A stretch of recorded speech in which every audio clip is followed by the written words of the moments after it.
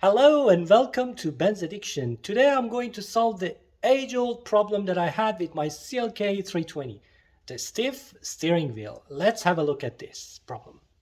Okay, this is my CLK 500 and the RPM is now on about 600.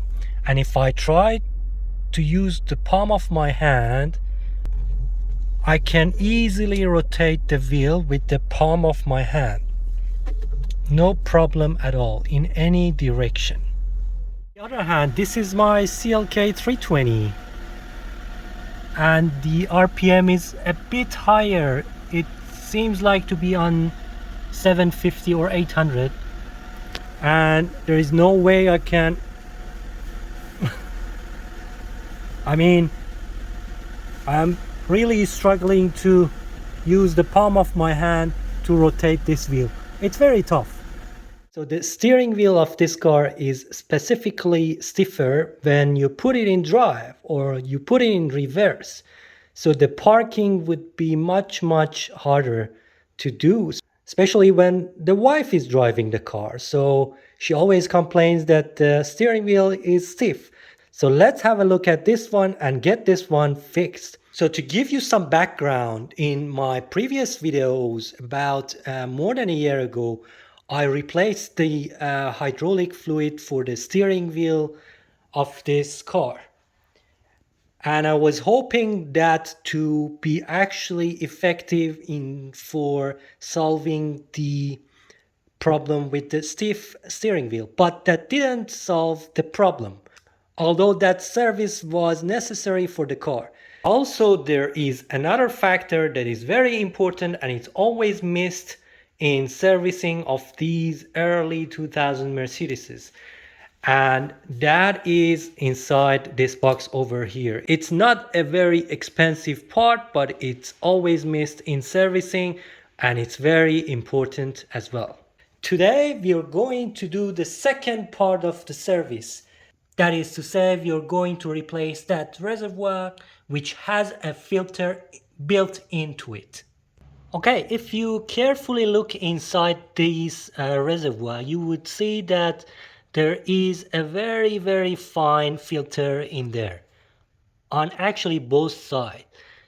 And that is to filter all the debris that is coming in and out of this reservoir. So after 20 years and all these kilometers, this filter might get clogged and that might contribute to the stiffness of your steering wheel. So let's replace this reservoir and see if that solves the problem. To start, you need to put your hood or bonnet in service mode. And then we will continue by removing this air duct from here.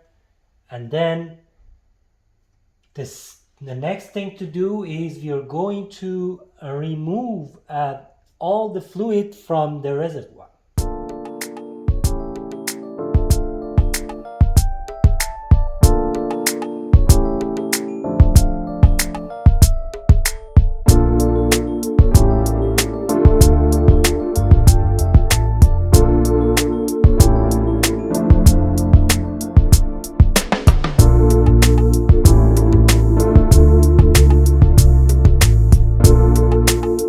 Okay, next I'm going to use a cutter and cut this clamp over here. Okay, let's cut off this clamp from here and that's easily done.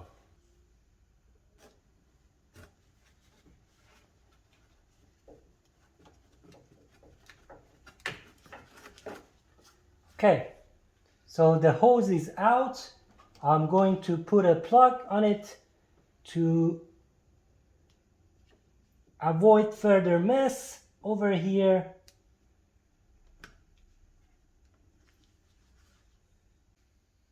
Next, I'm going to use an E10 socket to remove that bolt from there.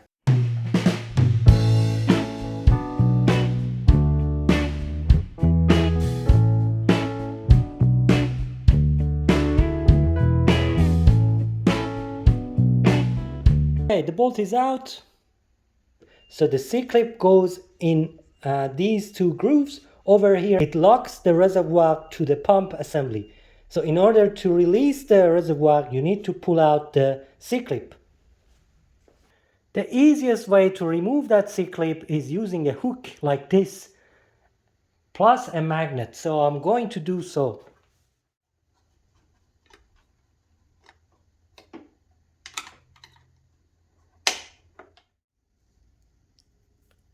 Okay, here's the C-clip that I was talking about, and using a magnet, you'll be able to safely remove it actually. There might be a little dribble of fluid on the rag, so shouldn't be a big issue, just a little. Okay, as you can see, the reservoir is out. I have cut this reservoir for you to see what's inside. So I actually couldn't take off the top piece, but this is actually how the filter looks like. So the fluid comes from the cooler from this port over here, gets completely cleaned by this wire filter, very micro wire filter over here, and this is the outlet to the pump. So there is no way to be able to clean this, and as you can see, it's pretty filthy. So the only way to clean this is just replace it. And as you can see, this was stuck, and now I have the aftermarket to go back in. And here's the part number A000-460-0183. Okay, what is important is that rubber seal over there. Without that rubber seal, you will have a leak. So make sure you lubricate that, put it in, and just after putting back all the fluid, make sure you check for leak as well. This is pretty easy, and it should be pretty tight, and then you need to use your C-clip to put it back.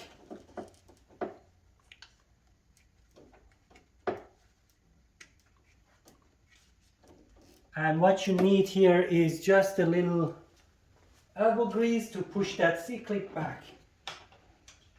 And then we can put the E10 bolt back.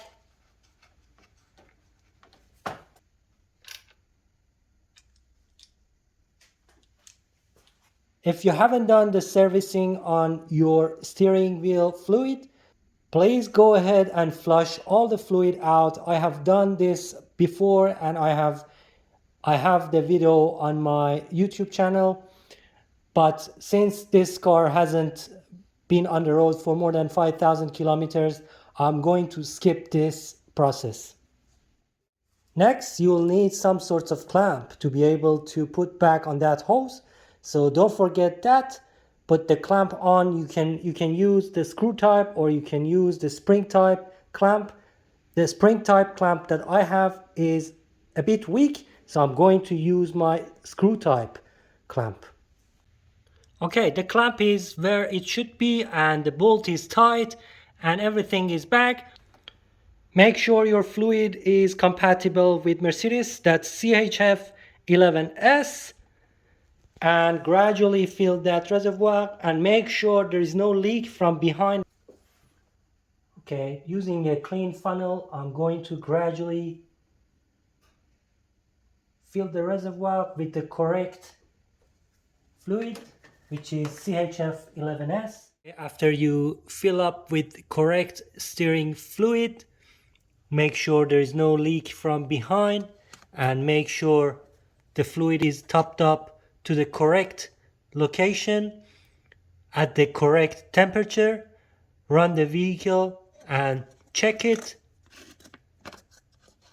You also need to clean underneath the vehicle because there will be some fluid down there as well.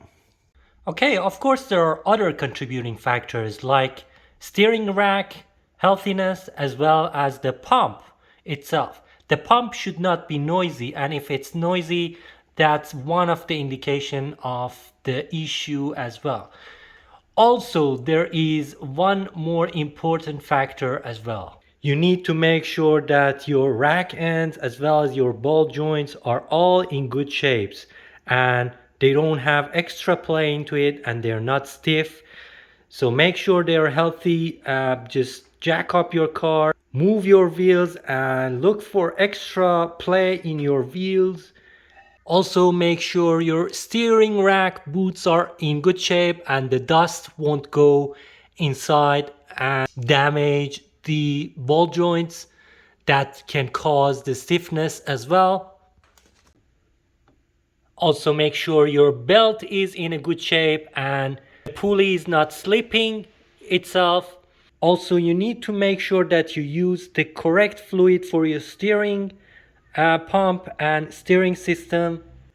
One more important point is your idle speed. The idle speed on M112 and M113 engine should not be an issue because ECU adjusts the RPM according to the condition and whether or not you're using your aircon and things like that. If your RPM is unusually lower than what it should be and the normal, that can cause the stiffness of your steering wheel as well.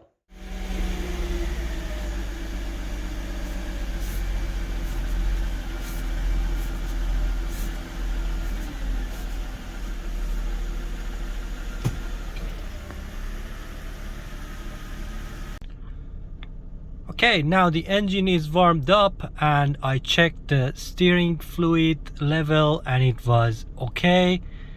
And if you want to see about my steering wheel, I think it's much more improved, but it's not the best. As you can see, it's improved, but it's not the Mercedes standard steering wheel in terms of smoothness and comfort level.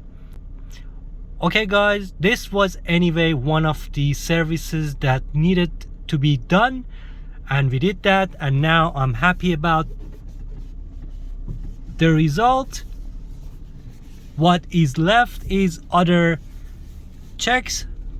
Thanks so much for watching, liking, subscribing, and please watch my other videos.